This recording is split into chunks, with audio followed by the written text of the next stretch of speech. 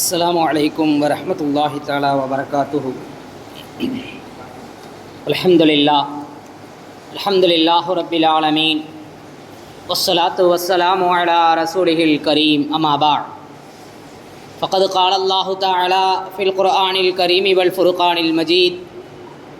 அஊது பில்லாஹி மினஷ் ஷைத்தானிர் ரஜீம். பிஸ்மில்லாஹிர் ரஹ்மானிர் ரஹீம். வமன் அஹ்யாஹா أحيا الناس فكأنما أحيا الناس جميعا. قال نبينا صلى الله عليه وسلم إماتة الأذى عن الطريق صدقة أو كما قال عليه الصلاة والسلام. سبحانك لا علم لنا إلا ما علمتنا إنك أنت العليم الحكيم. رب اشرح لي صدري ويسر لي أمري واحلل عقدة من لساني يفقهوا قولي. اللهم صل على سيدنا نبينا مولانا محمد طب القلوب ودوائها وعافية الأبدان وشفائها ونور الأبصار وضيائها وعلى آله وصحبه وسلم. صدق الله العلي العظيم. அருளாளன் அன்பாளன் அல்லாஹுவின் திருப்பெயரால் இந்த ஜும்ஆவுடைய உரையை ஆரம்பம் செய்கிறேன். அன்பும் அருளும் ஆசியும் ஆதரவும் பேரருளாளன் அல்லாஹ் சுப்ஹானஹு தஆலாவின் அந்த பேரருளும் ரசூலுல்லாஹி ஸல்லல்லாஹு அலைஹி வஸல்லம் அன்னவர்களின் மீது அன்னாரின் வழி வாழுகின்ற வாழப்போகின்ற குறிப்பாக இந்த ஜும்மாவுடைய தினத்தை அலங்கரிக்கின்ற அனைவர்களின் மீதும் உண்டாவதாக. பேரன்பிற்குரிய அருளாளனின் அருள்களை புனித ரமலானில் பெற்றுக்கொண்டவர்களாக அல்லாஹ் நம்மை ஆக்கி வைப்பானாக. ரமலானுடைய மாதத்திலே அமல்களால் அலங்கரித்தோம். அல்லாஹ் காலமெல்லாம் அந்த அமல்களை நமக்கு கபூல் செய்வானாக. நாம் செய்த தொழுகை, நோன்பு, ஜக்காத்து, சதகா, இன்னும் பிற அமல்கள் அத்துணையும் அல்லாஹ் கபூலியத்திற்குரியதாக ஆக்கி வைப்பானாக. இப்ராஹிம் அலைஹிஸ்ஸலாம் கஅபத்துல்லா ஷரீஃபை கட்டியதற்கு பின்பு ரப்பனா தக்கப்பல் மின்னா, இறைவா எங்களிலிருந்தும் இதை கபூல் செய் என்று கேட்டார்கள். அதேபோல நமது ரமலானின் அமல்களை அல்லாஹ் கபூல் செய்வானாக. பேரருளாளன் ஆரோக்கியமான ஆஃபியத்தான வாழ்வை நமக்கு பரிசளிப்பானாக. மருத்துவமனை கஷ்டம், துன்பம், துயரங்கள், செலவுகள், சிரமங்களிலிருந்து நம்மை பாதுகாப்பானாக. உலகளாவிய அளவிலே இஸ்லாமியர்கள் படக்கூடிய அந்த கஷ்டங்களிலிருந்து தகுந்த நிவாரணத்தை அல்லாஹ் தந்தருள்வானாக. பலஸ்தீன மக்களுக்கும் காஷ்மீர் மக்களுக்கும் ரோஹிங்கிய முஸ்லீம்களுக்கும் அல்லாஹ் பாதுகாப்பை தந்தருள்வானாக. இந்திய முஸ்லீம்களாகிய நமக்கும் அல்லாஹ் பாதுகாப்பை தருவானாக. நம்மின் மீது இரக்கப்படாத, நம்மின் மீது அநியாயம் செய்யக்கூடிய ஆட்சியாளர்களை அல்லாஹ் துடைத்து எறிவானாக. அன்பு செலுத்தக்கூடிய, பிரியப்படக்கூடிய, சிறுபான்மையின மக்களின் மீது நேசிக்கக்கூடிய ஆட்சியாளர்களை, நீதியாளர்களை அல்லாஹ் நமக்கு ஆட்சியாளர்களாக தந்தருள்வானாக என்ற துஆக்களோடு, பேரன்பிற்குரிய அல்லாஹுவின் நல்லடியார்களே, புனிதமான ரமலான் நம்மை விட்டும் கடந்திருக்கிறது. அந்த ரமலான் பல செய்திகளை நமக்கு சொல்லி தந்திருக்கிறது. அந்த ரமலான் பல பக்குவத்தை நமக்கு ஏற்படுத்தி தந்திருக்கிறது. ரமலான் நோன்பை பற்றி அல்லாஹ் குறிப்பிடுகின்ற நேரத்தில், உங்களுக்கு முன்பிருந்தவர்களுக்கும் நோன்பு கடமையாக்கப்பட்டது, உங்களுக்கும் கடமையாக்கப்பட்டிருக்கிறது என்ற தகவலை சொல்லிவிட்டு இதன் மூலம் நீங்கள் இறையச்சம் பெறலாம் என்பதாக அல்லாஹ் சொல்லி காட்டுவான். இப்போ நோன்பின் நோக்கம் இறையச்சம் பெறுவது, இத்தகுல்லா, அல்லாஹுவை பயப்படுவது, அல்லாஹ் இருக்கிறான் என்ற அந்த சிந்தனையோடு வாழ வைப்பதாக இருக்கிறது. அன்பிற்குரியவர்களே, நான் தனிமையில் என்ன வேண்டுமானாலும் செய்யலாம், சாப்பிடலாம், குடிக்கலாம், இன்னும் அதை ரமலானில் அல்லாஹ் எதை தடுத்து வைத்திருந்தானோ அதை செய்வதற்கெல்லாம் வாய்ப்பு இருக்கிறது. ஆனாலும் யாருமே பார்க்காத சூழ்நிலையிலும் தனிமையிலும் அல்லாஹ் பார்த்து கொண்டிருக்கிறான். நான் நோன்பு வைத்திருக்கிறேன் என்ற சிந்தனையோடு ஹலாலான விஷயங்களையும் நாம் அங்கு தடுத்து வைத்திருந்தோம். காரணம் என்ன? அல்லாஹுவை பயப்பட்டோம். அந்த சிந்தனை எப்படி ரமலானில் நமக்கு ஏற்பட்டதோ அதுபோல ஏனைய காலங்களிலும் வர வேண்டும் என்பதுதான் ரமலானினுடைய நோக்கம். பாவமான உலகத்திலே எங்கு நோக்கினும் பாவம் தலை விரித்தாடுகிறது. பாவத்தை விட்டும் தப்பிக்க முடியாத, பாவிகளாக வாழ்ந்து கொண்டிருக்கிறோம். எந்த சூழ்நிலையிலும் பாவம் நம்மை வியப்பித்திருக்கிறது. பாவத்தினுடைய அந்த சூழ்நிலைகளுக்குள் நாம் அகப்பட்டு கட்டுண்டு கிடக்கிறோம். அதை விட்டு வெளியில் வர முடியாத துர்பாக்கியவான்களாக வாழ்ந்து கொண்டிருக்கிறோம். ரசூலுல்லாஹி ஸல்லல்லாஹு அலைஹி வஸல்லம் அவர்கள் சொல்வார்கள், இத்தகில்லாஹ ஹைசுமா குன்த, நீ எங்கிருந்தாலும் அல்லாஹுவை பயந்து கொள். தனிமையில் இருக்கிறாய், செல்போன் உன்னுடைய கையில் இருக்கிறது, இணையம் உனக்கு வசதி இருக்கிறது, வாய்ப்பு அளிக்கிறது என்பதற்காக ஆபாசங்களை திறக்காதே. இத்தகுல்லா, நீ அல்லாஹுவை பயந்து கொள். வியாபாரம் செய்கிறோம், வியாபாரத்திலே பொய் சொல்ல வேண்டிய சூழ்நிலை ஏற்படுகிறது. பொய் சொல்வது பாவமாக இருக்கிறது. பொய் சொல்லி வியாபாரம் செய்து தடுக்கப்பட்டதாக இருக்கிறது என்பது நமக்கு தெரியும். அதனுடைய அசல் விலை நமக்கு தெரியும். ஆனாலும் பொய் சொல்லக்கூடாது, அல்லாஹ் தடுத்திருக்கிறான் என்று இத்தகில்லா, எங்கிருந்தாலும் நீ அல்லாஹுவை பயந்து கொள் என்ற அந்த சாட்டையடி, அந்த அற்புதமான ரத்தின சுருக்கமான அற்புதமான அந்த உபதேசம் நம் காதில் ஒலித்து கொண்டே இருக்க வேண்டும். பேரன்பிற்குரிய அல்லாஹ்வின் நல்லடியார்களே, நம்முடைய கொடுக்கல் வாங்கலிலே, உறவுகளுக்கு மத்தியில் உண்டான அந்த பரஸ்பரம் அன்பை பரிமாறிக்கொள்வதிலே, பேணுவதிலே, அண்டை வீட்டூரார் நடந்து கொள்ளக்கூடிய சூழ்நிலையிலே எல்லா வகையிலேயுமே அல்லாஹுவை முன்னிறுத்தி, அல்லாஹுவை சாட்சியாக்கி நாம் வாழ்வோமேயானால், அல்லாஹுவை பயந்து வாழ்வோமேயானால் நாம் ஜெயம் பெற்றவர்களாக, சுவனவாதிகளாக மாறிவிடும். பேரன்பிற்குரியவர்களே, அப்படி ஒரு பக்குவத்தை தருவதுதான் நோன்பின் நோக்கமாக இருந்தது. அந்த நோக்கத்தை பெற்றுக்கொண்டவர்களாக நாம் ஆக வேண்டும். பேரன்பிற்குரியவர்களே, அடுத்து நோன்பு நமக்கு கற்றுத்தந்த பாடங்களில் இன்றியமையாத ஒரு பாடம் என்னவென்று சொன்னால், உவந்து ஈகை குணம், பிறருக்காக வாழ்வது என்ற அந்த சித்தாந்தம், பிறரின் மீது அன்பு செலுத்தக்கூடிய அந்த ஒரு போங்கு இந்த ரமலான் கற்றுத்தந்த மிகப்பெரிய பாடமாக இருக்கிறது. பேரன்பிற்குரியவர்களே, பல இயலாதவர்களுக்கு, உறவுகளுக்கு நம்முடைய பொருளிலிருந்து அவர்களுக்காக மனமு வந்து அளித்தோம், மகிழ்ச்சியாக மிகவும் விரும்பி அவர்களுக்கு நாம் உதவக்கூடிய அந்த மனப்பான்மை எல்லாம் இருந்தது.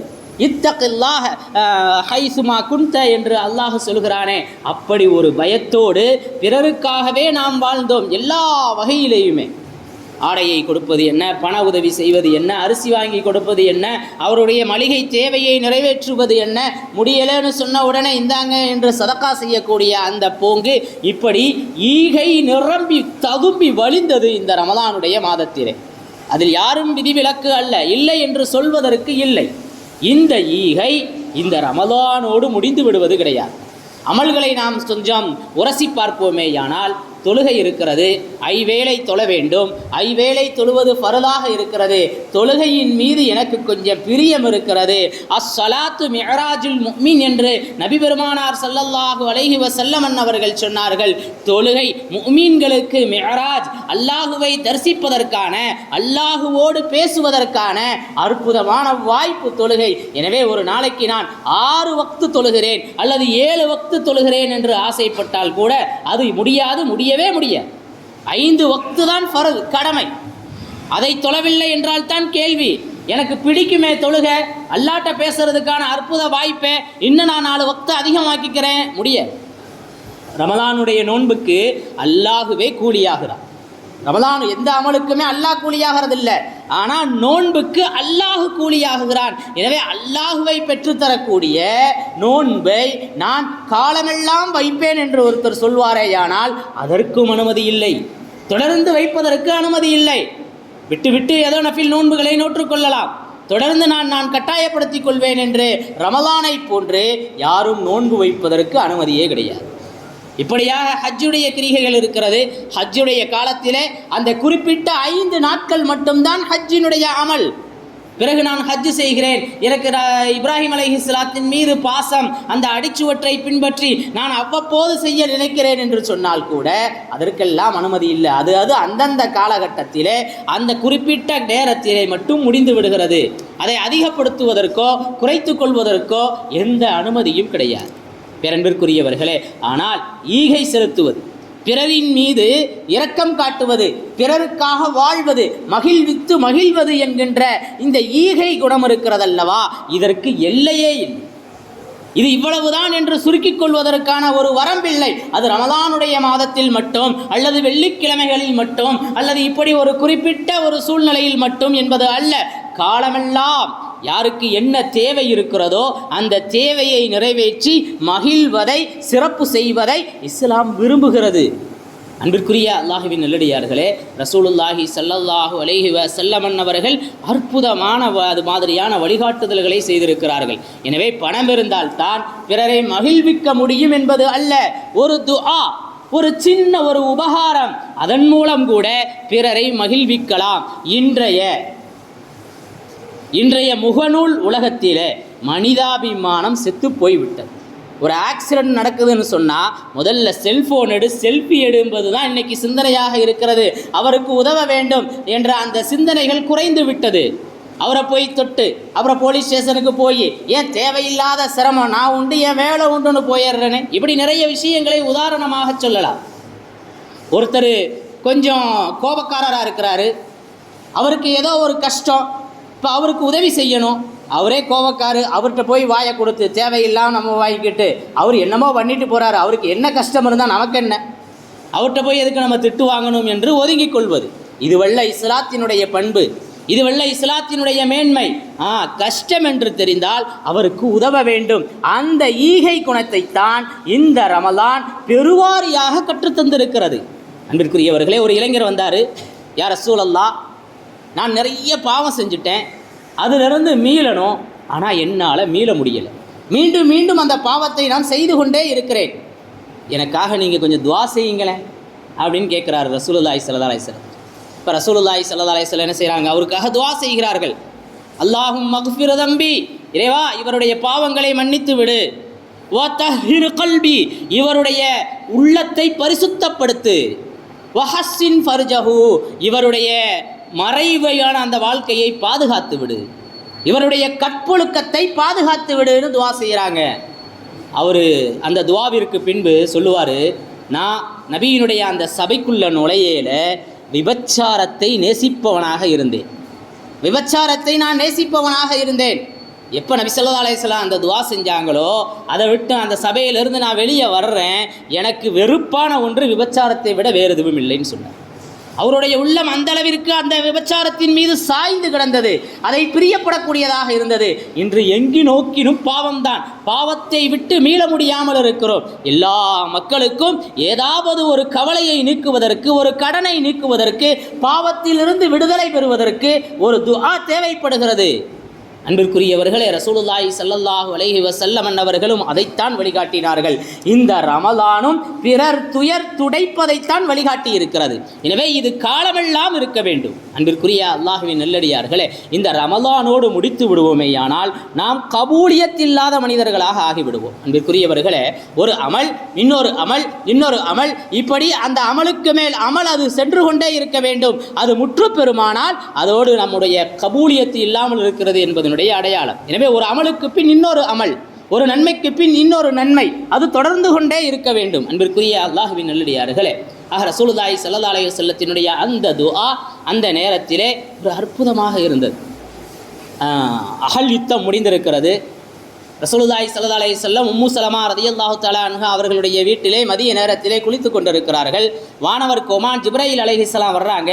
என்ன, உங்களுடைய கடமைகளை முடித்து விட்டீர்களா, வாளை அவிழ்த்து வைத்து விட்டீர்களா, போர் கவசங்களை ஓரமாக வைத்துட்டீங்களான்னு சொல்லிட்டு நீங்கள் குறைலாவை நோக்கி புறப்படுங்கள், அங்கு தயாராக இருக்கிறது போர், நான் முன்னாடியே சென்று அவர்களை பயமுறுத்தி கொண்டிருக்கிறேன், நீங்கள் பின்னால் வாங்கன்னு சொல்லிட்டு போயிடுறாங்க.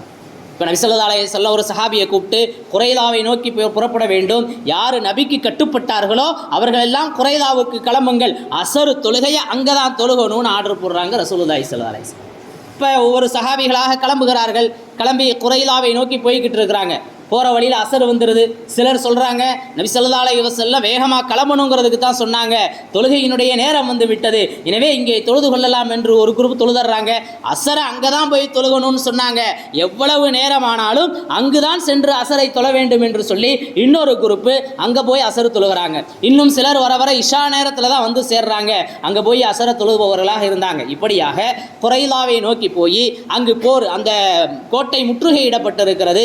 25 நாட்கள் அந்த முற்றுகை இருந்தது. இறுதியிலே நபியினுடைய உடன்படிக்கைக்கு தயாராகி நபியினுடைய சொல்லுக்கு கீழ்ப்படிந்து அந்த போர் முடிவுக்கு வருகிறது. அவர்களால் அதற்கு மேல் அதை ஜமாளிப்பதற்கு இயலலை. எனவே நபியினுடைய கூற்று என்ன சொல்கிறாங்களோ அதை கேட்டுக்கிட்டு நாம் என்ன செஞ்சுருவோம், அவங்களுக்கு அடிப்பணிஞ்சு போயிடுவோம், சமரசமாயிருவோம் அப்படிங்கிற ஒரு நிலைக்கு வர்றாங்க. இப்போ இந்த தீர்ப்பு இந்த நபி ஸல்லல்லாஹு அலைஹி வஸல்லம் முற்றுகையிட்டு இருக்கிறாங்க. 25 நாட்கள் நீடித்து கொண்டிருக்கிறது இந்த பனு குறைலா போர். இப்போ இவங்க என்ன சொல்லுவாங்க, நபியினுடைய தீர்ப்பு என்ன அப்படிங்கிறத தெரிஞ்சுக்கணுங்கிறதுக்காக அங்கிருந்த யூதர்கள் எல்லாம் ஆசைப்படுறாங்க. இப்போ அபூ லுபாபாங்கிற ஒரு சஹாபியை யூதர்களுக்கும் அவங்களுக்கும் கொஞ்சம் நெருக்கமாக இருந்துச்சு. அந்த அபூ லுபாபாவை தூதுவராக அனுப்பி வைக்கிறாங்க அவங்களுடைய நிலை என்னன்னு தெரிஞ்சுக்கிறதுக்காக. இப்போ அபூ லுபாபாவை அந்த குறைலா மக்கள் அந்த யூதர்கள் எல்லாம் பார்த்த உடனே ரொம்ப கவலைப்பட்டவர்களாக, எனக்கு எங்களுடைய நிலை என்ன ஆகும் அப்படின்னு கேட்குறாங்க. எங்களுடைய நிலை என்ன ஆகும், உங்களுடைய நிலை என்ன அப்படின்னு சொல்கிறாங்க. உங்களுடைய நிலை என்னன்ட்டு சைகை காட்டுறாங்க. கழுத்தை வெட்டுறது தான் உங்களுடைய நிலை. ஏன்னா யூதர்கள் நம்ப அலட்சாட்டியம் பண்ணியிருக்கிறாங்க. எனவே எப்படின்னு சொன்ன உடனே அவங்களுக்கெல்லாம் ரொம்ப கவலையாயிருது. இப்போ அபூ லுபாபா நபியினுடைய ஒரு ரகசியத்தை வெளிப்படுத்திட்டோமேன்னு சொல்லி தவறை உணர்ந்தவராக நேராக மஸ்ஜிது நபவிக்கு வந்துடுறாங்க. தப்பு செஞ்சிட்டோம், நபியினுடைய ரகசியத்தை நாம் சொல்லியிருக்கக்கூடாது, சொல்லிட்டோமேன்னு சொல்லிட்டு அவர் நேராக மஸ்ஜிது நபவிக்கு வந்து தன்னை ஒரு தூணில் கட்டி போட்டுக்கிறார்.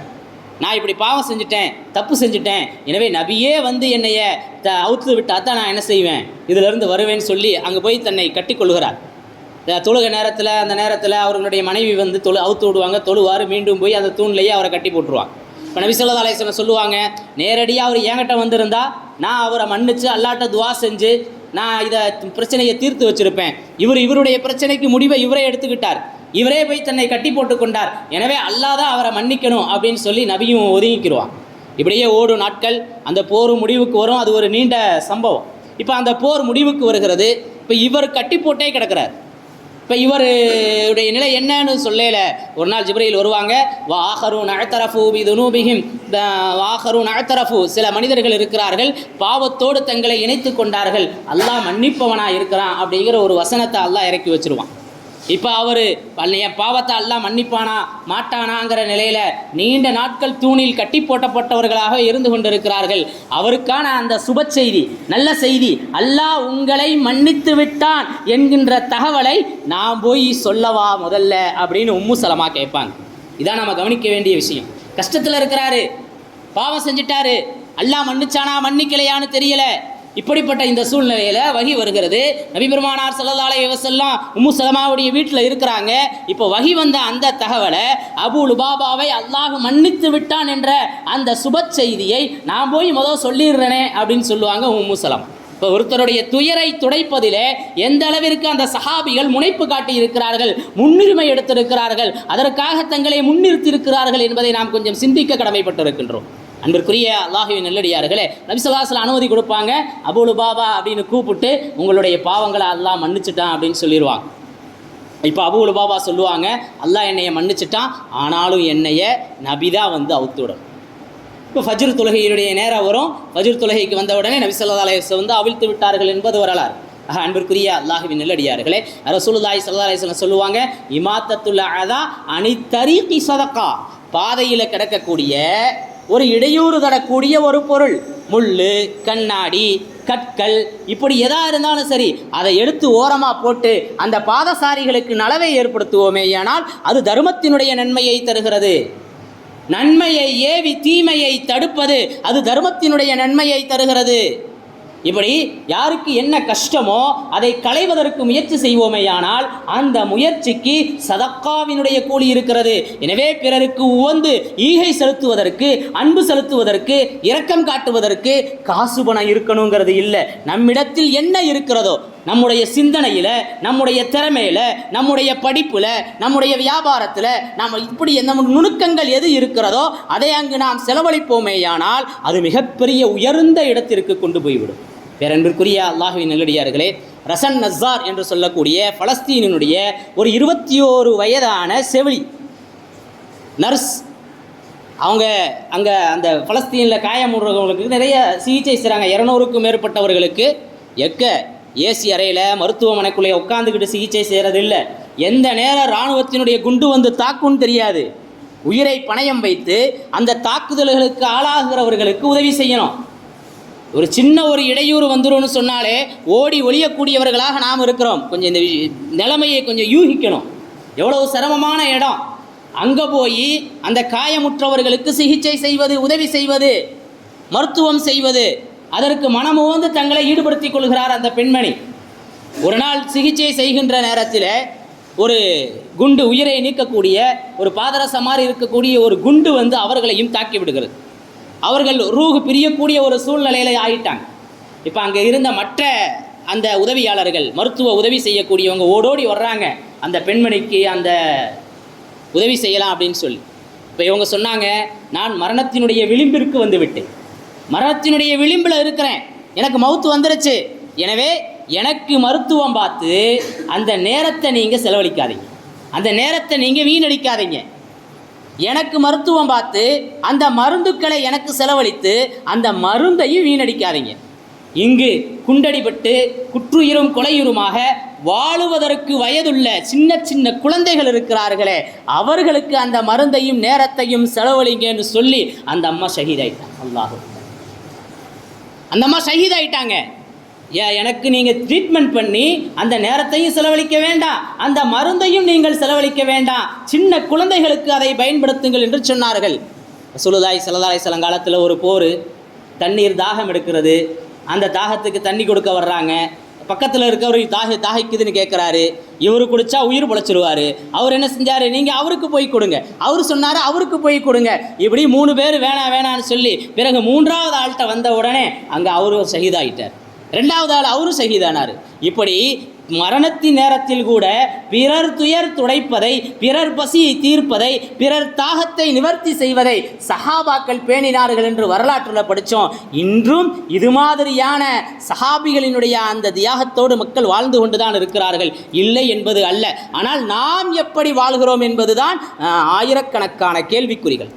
அன்பிற்குரிய அல்லாஹ்வின் நல்லடியார்களே, எனவே பிறர் துயர் துடைப்பது தான் ரமலானினுடைய மிகப்பெரிய நோக்கமாக இருக்கிறது. எல்லா காலங்களிலும் பிறருடைய துயருக்காக வாழ வேண்டும். ஒரு நிறுவனத்தில் வேலை செய்கிறோம், அந்த நிறுவனத்தினுடைய முதலாளி நிறைய முதலீடு செய்திருக்கிறார், நமக்கு சம்பளம் கொடுக்கிறார். எனவே அவருடைய வியாபாரத்தை எப்படி பெருக்குவது, நம்முடைய அந்த நுணுக்கங்களை எல்லாம் அங்கு செலவழிக்க வேண்டும். அதற்கும் சதக்காவினுடைய நன்மை கிடைக்கும்.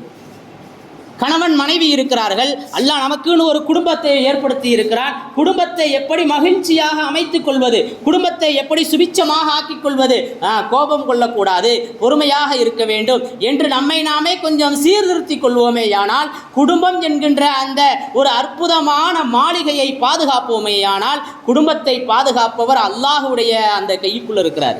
குடும்பத்தை சிதைக்கிறவர் அல்லாஹ்வுடைய கையை விட்டு வெளியே போயிடுறார். அல்லாஹ் பாதுகாக்கணும். ஏன்னா திருமண வாழ்க்கை என்பது அல்லாஹ்வினுடைய வல்லமை, திருமண வாழ்க்கை என்பது அல்லாஹ்வினுடைய சக்தியை கொண்டது.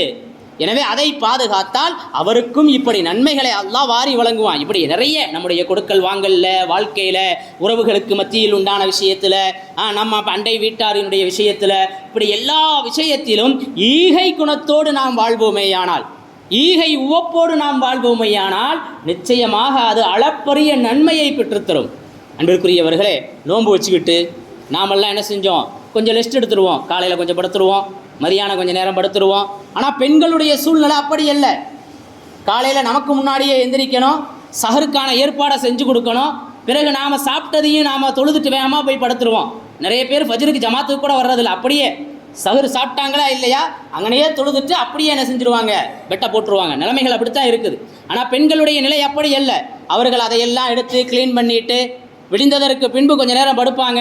அது ஸ்கூலுக்கு போகிற பிள்ளைங்களாக இருந்தால் இந்த ரமதானுடைய காலத்தில் சொல்ல வேண்டியதே இல்லை. பிறகு எழுந்து ஒரு மணி நேரம் நமக்கெல்லாம் நல்லா தூக்கமாக இருக்கும், கண்ணு கூட முழிக்க முடியாது, நைட்டு 12 மணி 1 மணிக்கு எழுப்புற மாதிரி இருக்கும். இப்போ அப்படி தியாகங்களை செய்து மதியத்தில் கூட நம்ம சிலர்கள் என்ன செய்வாங்க, கொஞ்சம் மஸ்ஜிதில் வந்து கூட 1 மணி நேரம் ஓய்வு எடுப்பாங்க. ஆனால் பெண்களுடைய சூழ்நிலைகள் அப்படி அல்ல. பிறகு இஃப்தாருக்கான அந்த தேவைகளை நிறைவேற்றுவது, இதில் குர்ஆன் ஓதுற நல்ல பெண்கள், குர்ஆன் ஓதுறவங்களாக இருந்தால் ஓதிக்கிட்டே இருக்கிறது, இப்படியாக அவர்களுடைய நேரத்தை செலவழிச்சிருக்கிறாங்க. போகிற உடனே என்ன செய்வோம், சஹரில் அவங்கள தான் திட்டுவோம், என்ன சாப்பாடு வச்சுருக்கிற, என்ன குழம்பு வச்சுருக்கிற. இப்போ இந்த இடத்துல சிரமப்பட்டு அவங்க ரெடி பண்ணியிருக்கிறாங்கன்னு சொல்லி அதை பொருந்தி கொள்வோமேயானால் உயர்ந்த மனிதராகி விடுவோம், சிறந்த கணவனாகி விடுவோம், சிறந்த பிள்ளைகளாகி விடுவோம். எனவே இப்படி நாம் அதை மனமுவந்து அன்போடு பாசத்தோடு அவர்களுடைய அந்த தியாகத்தை நாம் முன்மொழிவோமேயானால் மிகப்பெரிய நன்மையை அல்லாஹ் நமக்கு வழங்குபவனாக இருக்கிறான். இப்படி எல்லா இடத்துலையும் அன்பு செலுத்திடுவோம், வீட்டுக்குள்ளே போய்த்து அன்பே செலுத்த மாட்டோம். ரொம்ப நெருக்கமாக இருக்கோமா இல்லையா, அதனால் கோபத்தை எல்லாம் அங்கே தான் கொட்டுவோம். அல்லாஹ் பாதுகாக்கணும். யாரோ ஒருத்தர் முகமே தெரியாது கடைக்கு வருவார், கஸ்டமர், அதனால் அவர்கிட்ட அன்பாக தான் பேசணும். அவர் எவ்வளவு நம்மளை டார்ச்சர் பண்ணினாலும் அவர்கிட்ட நாம் டார்ச்சர் பண்ண மாட்டோம், சிரிச்சுக்கிட்டே இருப்போம். தபஸ்ஸமு ஃபி வஜ்ஹி அஹீக ஸதகா, உங்களுடைய முகத்தை புன்னகை பூட்பதும் தர்மத்தினுடைய நன்மைன்னு சொன்னாங்க ரசூலுல்லாஹி ஸல்லல்லாஹு அலைஹி வஸல்லம். அது எல்லா இடத்துலையும், குறிப்பாக நெருங்கிய உறவுகளிடத்திலும். அத்தகைய ஈகையைத்தான் இந்த ரமலான் நமக்கு கற்றுத்தந்திருக்கிறது. இந்த ஈகை காலமெல்லாம் இருக்க வேண்டும், நம் மரணம் வரை இருக்க வேண்டும். அல்லாஹ் கபூல் செய்வானாக. வாஹிரு தஅவானா அல்ஹம்துலில்லாஹி ரப்பில் ஆலமீன். அஸ்ஸலாமு அலைக்கும் வரஹ்மத்துல்லாஹி தஆலா வபரகாத்துஹு.